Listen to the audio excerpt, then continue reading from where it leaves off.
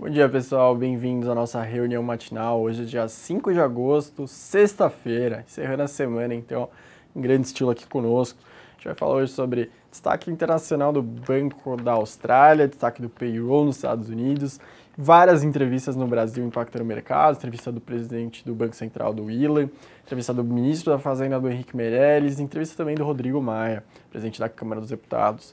Na parte de empresas, a gente vai falar para vocês hoje de Banco do Brasil, com cerca de 4,3 bilhões com a venda do Banco Patagônia. A gente vai falar de montadoras novamente começando a demitir. A gente vai falar de Light estruturando uma venda de geração para a Aliança e também sobre uma mudança de diretoria na Vale. Mas vamos começar então pela parte macro. Hoje pela manhã a gente teve dois destaques interessantes na parte externa. A gente já teve na terça-feira o Banco da Austrália cortando a taxa de juros para a mínima histórica, falando que o problema da deflação lá está bem difícil. E hoje eles reforçaram esse call, falaram que está muito complicado levar a inflação para a meta, que eles estão com um problema de deflação bem ao contrário do nosso para os próximos anos. Então, provavelmente, eles devem cortar ainda mais a taxa de juros nos próximos anos. Então, eles sinalizaram esse movimento, foi bem recebido pelos mercados. Outro destaque foi acabou de sair o payroll dos Estados Unidos. E o payroll veio bem acima do esperado. Então, a gente teve há 2 meses atrás um resultado muito fraco, e nos últimos 2, resultados bem acima. Então, a criação de empregos foram um número de 255 mil vagas, a expectativa era de 180 mil. Então, mais um reforço para a economia dos Estados Unidos, mais um sinal positivo para lá. A taxa de desemprego subiu de 4,8% para 4,9%, e o ganho salarial médio aumentou 0,3%, a expectativa do mercado era de 0,2%. De qualquer forma, foi um resultado muito positivo, mais um na sequência, e reforça que a economia dos Estados Unidos segue em uma recuperação consistente, um pouquinho melhor, digamos assim, do que os seus principais pares, mas de qualquer forma a gente ainda não acha que é algo muito forte para mudar qualquer trajetória de aumento de juros em breve. A gente acha que todo o contexto internacional e contexto das eleições por lá ainda devem reforçar que o Banco Central não deve, o Fed não deve mexer nos juros, pelo menos na próxima reunião de setembro. Talvez algo em dezembro, quando passarem as eleições, estiverem tudo mais calmos por lá. Falando em eleições, a Hillary Clinton segue abrindo uma vantagem muito forte sobre o Donald Trump, cerca de 13 pontos. Então, depois que teve o anúncio oficial do Donald Trump no Partido Republicano, ele avançou muito nas pesquisas. Mas aí depois, na semana seguinte, teve a apresentação oficial da Hillary como presidenciável pelo Partido Democrata, e isso impactou já bastante nas pesquisas. Ela segue avançando muito forte, aumentando bastante a margem sobre o Trump.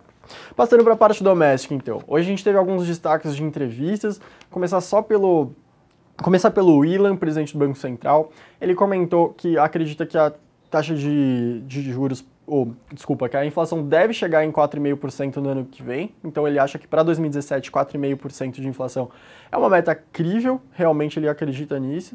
Ele falou bastante foi muito questionado sobre câmbio, ele reforçou que o câmbio opera sobre um regime flutuante, então não tem para que responder qualquer tipo de questionamento se o câmbio chegar próximo de 3, porque para ele o câmbio é flutuante, o BC não vai fazer intervenções tão fortes quanto anteriormente fazia.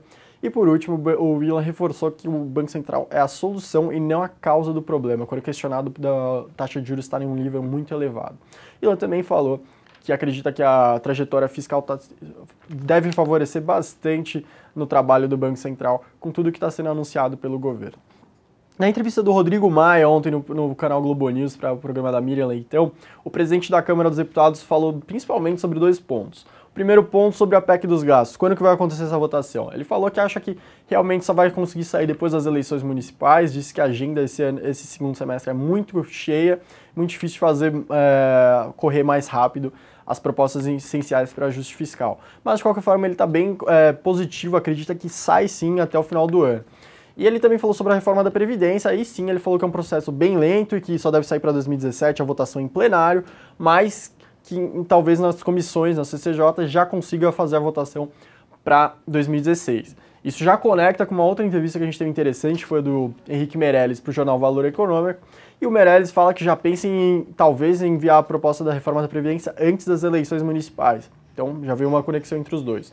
O Meirelles ele também falou, foi bastante questionado, obviamente, sobre todas as críticas que estão sendo recebidas de economistas, por ter cedido bastante para na renegociação da dívida dos estados, e ele falou um ponto interessante, ele falou que realmente a PEC do teto dos gastos vai pegar assim para os estados e que os estados vão ter que fazer as condições, as contrapartidas que eles se acordaram a fazer, mesmo que a PEC dos gastos não passe. Então, um sinal bem positivo vindo do Meirelles. E ele falou que, quando questionado sobre aumento de impostos para o ano que vem, falou que não, que realmente se o crescimento chegar entre 1,2%, como está sendo projetado, e 2%, não seria necessário esse aumento de impostos. Mas, de qualquer forma, ele ressaltou que a arrecadação está dando sinais muito críticos, que não está vendo uma reação tão cedo, então, obviamente, ele fica sempre, não dá nenhuma posição muito, nem que sim, nem que não. Então, ele sempre fica nesse meio termo, falando que a arrecadação está bem complicada ainda de reagir. Eu vou passar agora para a Bruna na parte das empresas e depois a gente continua aqui com o fluxo e comentários da nossa área BTC. Então, vou passar agora para a Bruna. Obrigada, Gustavo. Bom dia, pessoal. Vamos começar aqui então com o Banco do Brasil e a venda de um pedaço do Banco da Patagônia. De acordo com o valor econômico, o Banco do Brasil pode obter até 4,3 bilhões com a venda do Banco Argentino Patagônia. Esse cálculo tem como base o valor de mercado do banco, que é listado na Bolsa de Buenos Aires. Só relembrando que ontem a Bloomberg informou que o Banco do Brasil contratou o banco JP Morgan para vender essa fatia do Banco Patagônia, mas nenhum dos dois quis comentar sobre o assunto. Passando então para a indústria, o cenário segue bem desafiador para as montadoras. E esse leve sinal de melhora aí com as vendas de veículos em julho não foi suficiente para uma melhora na indústria automobilística, eles vão ter que voltar com programas de demissões. A Volkswagen iniciou ontem um programa de demissões voluntárias e a Mercedes anunciou que vai começar a demitir a partir de setembro. E embora o número de cortes não tenha sido definido pela Mercedes, eles dizem que tem um excedente aí de trabalhadores de 1.800 trabalhadores, aproximadamente. Só lembrando que, no caso da Mercedes, que é líder do mercado de caminhões, expõe que o problema de ociosidade ainda é muito dramático nessa indústria, mais do que em outros setores, e está passando por um dos piores momentos da história. Passando então para elétricas. E a Light está analisando vender seus ativos de geração para Aliança, que é sócia da Vale e da CEMIG. Essa transação ia reduzir o nível de alavancagem da Light, que hoje está em torno de 5,9 vezes dívida líquida EBITDA. E do lado da Aliança, esses ativos de geração poderiam levar a empresa a alcançar um porte suficiente para fazerem um IPO, para serem listados em bolsa. E, bom, passando para a Vale, então, e as mudanças estruturais, mudanças na diretoria, a Vale comunicou ontem que o Clóvis Torres vai assumir o cargo de diretor executivo de Recursos Humanos, Saúde, Segurança, Sustentabilidade e Energia. E vai começar a partir de hoje. Ele também vai acumular as funções que ele já acumulava, que são de consultor geral, diretor de integridade corporativa, fusões, aquisições e governança. Que eram antes, esse cargo novo que ele vai ocupar hoje era da Vânia Somavila, que deixou a companhia. E ainda no radar da empresa, a ANTAQ concedeu autorização para a Vale realizar testes de comissionamento no berço do Pier 4, do Terminal Marítimo de Ponta da Madeira, que fica em São Luís. O Pier 4 vai permitir carregar 2 navios Valemax, que são navios que têm uma capacidade de 400 mil toneladas, de acordo com o site da Vale. E por hoje é só. Bom dia, pessoal. Muito obrigado, Bruna. Então, pessoal, continuando agora com o nosso comentário do fluxo. Ontem os locais terminaram o dia net compradores cerca de 60 milhões, saques na compra para Itaú, Eletrobras, Bradesco e Lojas Americanas. Na venda, os destaques foram Pão de Açúcar, Klabin, Fibra e VEG. E as duas pontas, destaques para Vale, Petro e GGBR. Os estrangeiros também terminaram o dia net compradores, mas um valor um pouco menor, para cerca de 16 milhões. Os destaques da compra foram para Fibra, Taesa, Braskem, CSN, e os destaques na venda para CCR. Os destaques das duas pontas para Petro 4. Passando por uma das últimas partes da nossa reunião matinal, os comentários da nossa área BTC, eles destacam os papéis ontem que tiveram um movimento bem interessante, foram Petro 4, Vale 5, Taesa, GGBR e Embraer. Um último destaque macro, então, por último, que a gente já vai começar logo mais passar para a pauta do Salomão no InfoMoney, mas antes disso, o destaque que eu acabei pulando, o governo está estimando, estimativa, por enquanto, segundo o governo ainda não está muito certo esse número, mas ele acredita que eles devem fazer agora vários multirões para passar um pente fino nas aposentadorias de invalidez, auxílio-doença, que eles acreditam que vão conseguir economizar com isso cerca de 6,3 bilhões de reais por ano. Então o gasto é muito, muito grande e segundo o governo, com esse mutirão que eles vão fazer no final de semana, eles vão conseguir fazer uma economia muito, muito forte, ajudando bastante no ajuste fiscal dos próximos anos. Então vamos verificar, são cerca de 1,6 milhões de pessoas que recebem esse tipo de benefício, cerca de 1,1 milhão por aposentadorias por invalidez e o resto tudo em auxílio-doença. Bom, já vou passar agora então para o Salomão. Quais são as pautas de hoje? Quais são os destaques de hoje, Salomão? Bom dia, Gustavo. Primeiramente, boa sexta-feira para você. Hoje a pauta não poderia ser diferente. O relatório de emprego dos Estados Unidos era muito aguardado pelo mercado e trouxe de novo aquele sinal estranho, né? Porque eram esperados 180 mil vagas de trabalho criadas em julho e foram criadas 255 mil, né? 75 mil vagas a mais do que era esperado.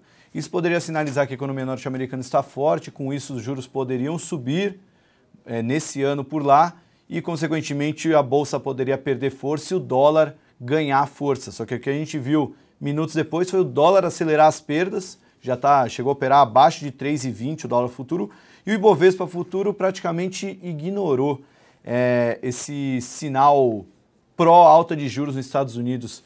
Por que o mercado interpretou desse jeito, Gustavo? Será que o fato dos Estados Unidos mostrar uma geração de emprego forte é sinal que a economia americana está forte e isso é melhor do que qualquer política monetária? Pois é, isso acho que foi a leitura que o mercado está fazendo. Acho que já está desconsiderando qualquer chance de aumento de juros agora em setembro, muito por conta das eleições, né? A gente fala bastante aqui que, historicamente, o Fed não gosta de se meter nas eleições, não é um histórico muito positivo de intervenções, de aumento de juros ou corte. Então, acho que o mercado já está passando para frente, né? Então, um resultado bom nos Estados Unidos é um resultado bom para a economia do mundo inteiro e é isso que está ficando de destaque para lá.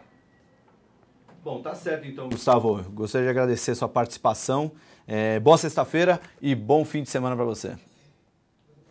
Obrigado, Salomão. Bom final de semana para todos. Vamos ajudar aí. Pode ajudar as ações de empresas de bebidas, mas com moderação, né, pessoal? Segunda-feira a gente está aqui de volta para mais uma reunião matinal. Agora fica com o Salomão. Obrigado, Gustavo. Bom, abertura da Bolsa, repercutindo o relatório de emprego e também o noticiário político, você vê agora no InfoMoney na Bolsa. Roda a vinheta.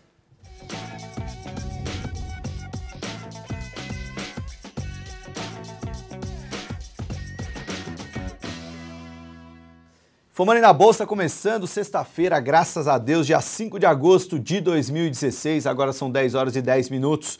O Ibovespa sobe 0,6%, chegando quase nos 58 mil pontos. Ontem a gente bateu 58 mil pontos pela primeira vez no ano, não chegava nesse patamar desde maio do ano passado, renovamos o maior fechamento do ano e hoje chegamos na máxima do dia nessa abertura, 57.950 pontos nesses 11 minutos iniciais de pregão. Provavelmente a gente deve romper esses 58 mil pontos hoje, se a gente ganhar um pouquinho mais de força. É o que eu espero, é o que eu acredito, é o que todo mundo quer, já que, como o Gustavo já mencionou, o mercado praticamente parece que enterrou a alta de juros nos Estados Unidos, mesmo com dados favoráveis, né? Então, como o Federal Reserve não deve mexer nos juros até as eleições, indicadores melhores que o esperado na economia norte-americana significam uma economia forte com juro baixo. Então é estímulo essa e uma economia, a principal economia do mundo, andando forte. É aquela coisa, né? O mercado financeiro tem um pouco disso, né? A gente faz uma leitura muito sóbria antes do indicador. Quando o indicador sai, o mercado tem uma reação diferente, a gente tenta interpretar por que o mercado teve uma reação diferente do que era imaginado, né? Já que um relatório de emprego melhor que esperado nos Estados Unidos poderia puxar o dólar para cima e a bolsa para baixo. Bom, vamos passar para a pauta. Os principais indicadores do dia. Primeiramente, futuro subindo, como eu já falei, o dólar caindo, os contratos de DI devem estar em queda, deixa eu dar uma olhada aqui, DI janeiro 21 caindo para 11,91%, ontem fechou a 11,99%, DI janeiro 27 também caindo 3 pontos básicos, uma queda leve, mas já está logo ali, o janeiro 17, né? Então, há de se considerar. DI janeiro 18 também caindo 5 pontos base. Mercado reagindo com otimismo aos dados divulgados hoje. Lá fora, petróleo praticamente estável, operando na faixa de $44. Vou até olhar se essa cotação está atualizada, porque o petróleo é aquela coisa, né? Parou de olhar por 5 minutos, já mudou tudo. Queda de 0,4% nesse momento, perto dos $44 ainda. Aliás, esse é o petróleo Brent, está perto dos $44. O petróleo WTI, que é negociado em Nova York, está $41,75, um pouco abaixo dos $42. Já o minério de ferro teve alta de 2%, fechando a $60,74. Principal dado do dia, vamos lá. Relatório de emprego, 255 mil vagas criadas em julho, expectativa 180 mil. Desemprego se manteve em 4,9%, expectativa era de queda para 4,8%. Ganho por hora trabalhada cresceu 0,3%, expectativa era um crescimento para de 0,2%. E a semana de trabalho teve alta para 34 horas e meia, expectativa era 34,4 horas por semana, hora de trabalho por semana. Bom, na pauta política, muita coisa acontecendo. Vamos destacar que a gente já falou ao longo da semana que Meirelles, Temer estavam falhando um pouco na comunicação do que pretendiam colocar de ajuste fiscal e o que estavam cedendo, aqueles tais pacotes de bondades estavam passando um pouco do limite. O governo foi bem rápido e já se tratou de falar com o mercado, né? Foi o Meirelles e o Ilan Goldfein deram entrevistas a importantes jornais do Brasil. O Meirelles falou, o valor econômico, que o PIB vai crescer 2% em 2017 e não haverá aumento de impostos. Já o Ilan afirmou ao Estadão que as contas públicas estão sendo colocadas em ordem e que as reformas estão tendo um avanço que também é importante para o Banco Central, porque isso afeta a percepção sobre a economia. Ainda sobre política, vale a pena falar do discurso do Rui Falcão, presidente do PT, um dos caras mais ferrenhos sobre o golpe, entre aspas, do presidente interino Michel Temer, mas ele falou que a Dilma Rousseff está dando um golpe em si mesma se falar em plebiscito sobre novas eleições. Na teoria, com a presidente afastada fora do jogo, o presidente interino Michel Temer poderia diminuir as concessões que tem oferecido sistematicamente aos parlamentares para garantir a governabilidade. Por isso mesmo que muitos investidores esperam a confirmação do impedimento de Dilma para ser o gatilho para entrar mais dinheiro na economia brasileira. Bom, Rui Falcão falou isso porque na semana que vem a Dilma pretende entregar uma carta na quarta-feira, dia 10 de agosto, aos 81 senadores, é uma carta pública, obviamente, seria uma espécie de carta aos brasileiros, falando de por que ela defende um plebiscito. Vai ser o argumento central da carta de Dilma Rousseff. Um dos trechos da carta diz que darei apoio integral à iniciativa de convocação de plebiscito com o objetivo de definir a realização de novas eleições e a reforma política no país, diz a carta de Dilma Rousseff. Bom, destaques da pauta, não tivemos tantos resultados assim importantes, pelo menos a gente teve muitos resultados para variar, mas de empresas grandes não foram tantos como das últimas semanas. Mas já estou olhando aqui no meu home broker, estava salvo a Magazine Luiza, subindo 4%, já tem disparado nos últimos pregões por causa do resultado.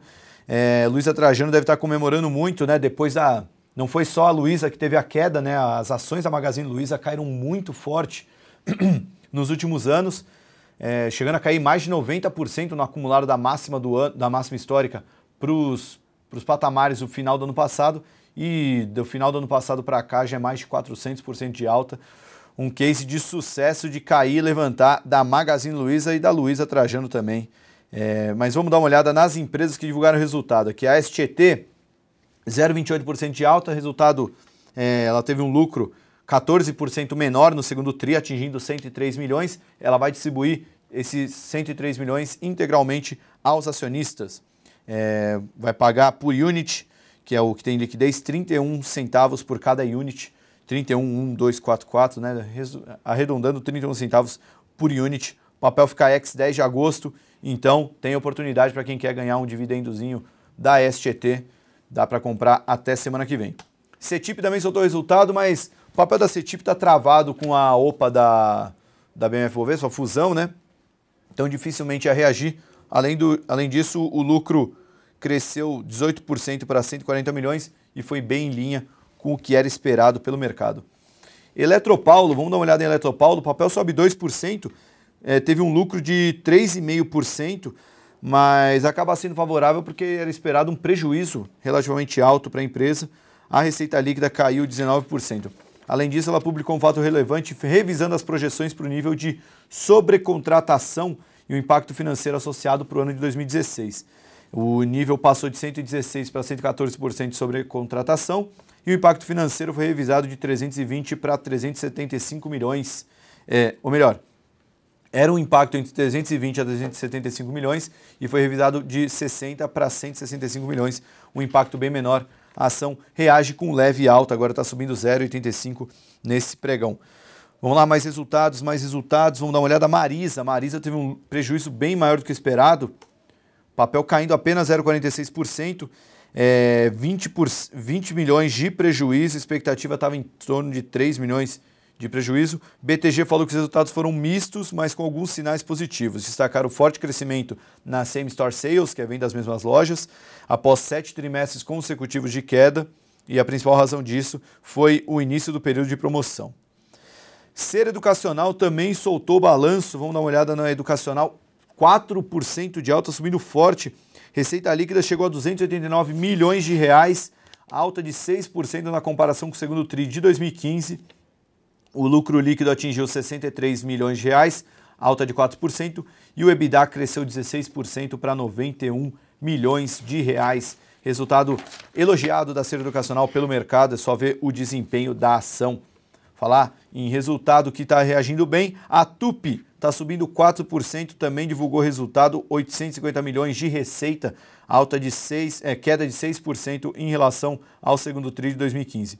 O EBITDA caiu 47% para 97 milhões de reais e o prejuízo foi de 28 milhões de reais. A expectativa era um lucro de 60, ou melhor, 12 meses atrás teve um lucro de 61 milhões de reais. Mesmo assim, a empresa reage muito bem ao resultado no balanço na bolsa hoje.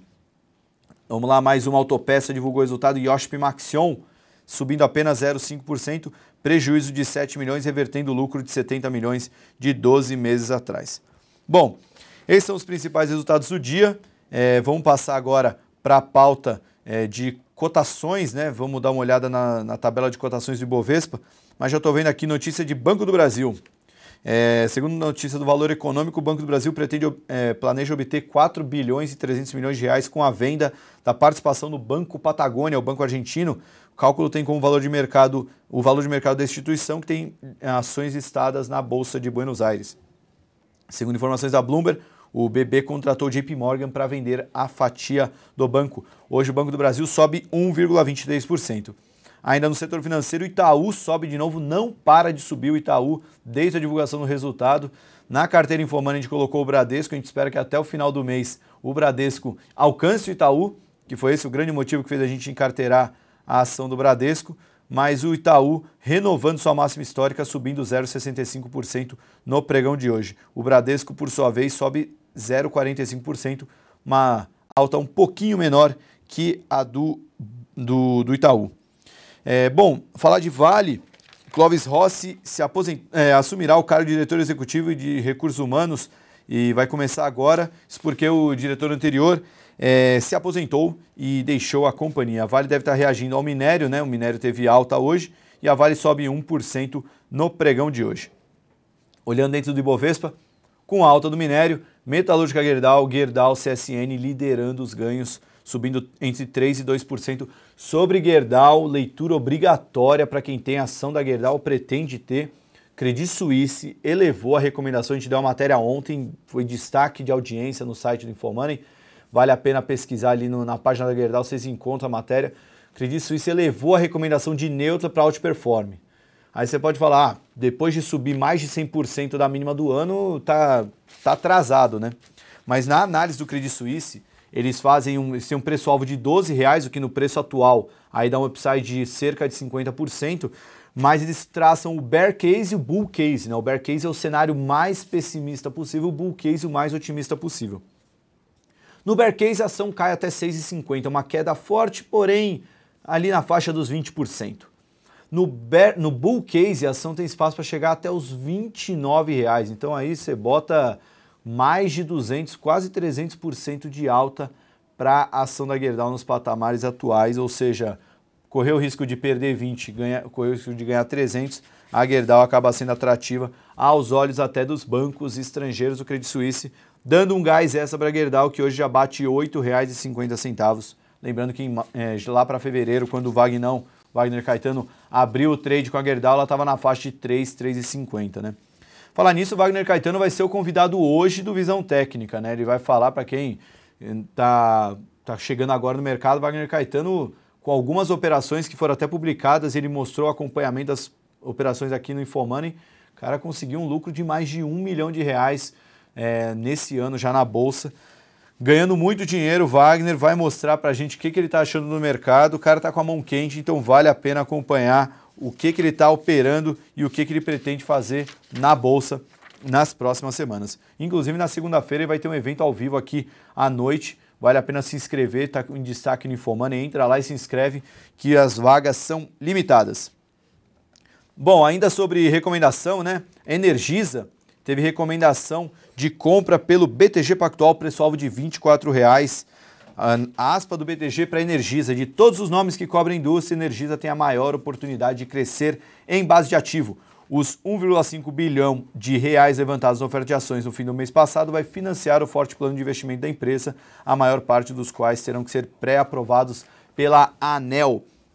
Vale ressaltar, a BTG Pactual foi um dos 11 bancos que trabalhou na oferta de ações da Energisa. Bom, para fechar o noticiário, Santander informou que não houve celebração de compromisso com o Citi e a Par Corretora indicou Alexandre Monteiro Siqueira como presidente do conselho e elegeu João Francisco Silveira Neto como presidente da companhia. Par Corretora, nesse pregão, sobe 2,5%, Santander, por sua vez, cai 0,29%. Bom, vamos dar mais uma olhada em destaques do Ibovespa. A Fibra, meu Deus do céu, caindo mais uma vez, agora com o dólar mergulhando, não tem como a Fibra se aguentar. 2% de queda, liderando as perdas na semana, no mês e no ano.